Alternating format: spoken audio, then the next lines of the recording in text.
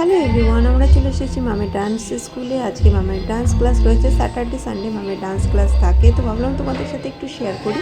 দেখো মামি এখানে ডান্স প্র্যাকটিস করছে, তো আমিও এখানে বসে রয়েছি, মামের স্টেপগুলো দেখে নিচ্ছি। কারণ আমাকেও বসে থাকতে হয়, স্টেপগুলো দেখে নিতে হয়, যেহেতু মাম অনেকটাই ছোট্ট, স্টেপ মনে রাখতে পারবে না বলে আমাকে স্টেপগুলো দেখে নিতে হয়, যাতে আমি ওকে ইজিভাবে বাড়িতে প্র্যাকটিস করাতে পারি।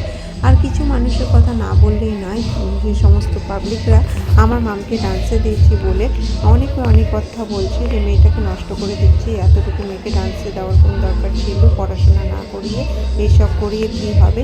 সে সমস্ত পাবলিকদের বলছে, তোমরা আমার মেয়ে কতটা ভালো পড়াশোনা করে, কতটা খেলাধুলা করে, তোমরা কি জানো?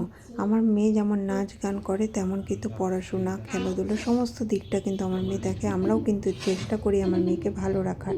আর আমরা মনে করি একটা বাচ্চা কিসের প্রতি ইন্টারেস্ট বেশি, সে পড়াশোনার প্রতি ইন্টারেস্ট বেশি তার, না খেলাধুলার প্রতি, না নাচ গানের প্রতি, কোন দিকে তার ইন্টারেস্ট বেশি, সেদিকটা দেখার কিন্তু দায়িত্ব একজন বাবা মায়ের, একজন গার্জেনের।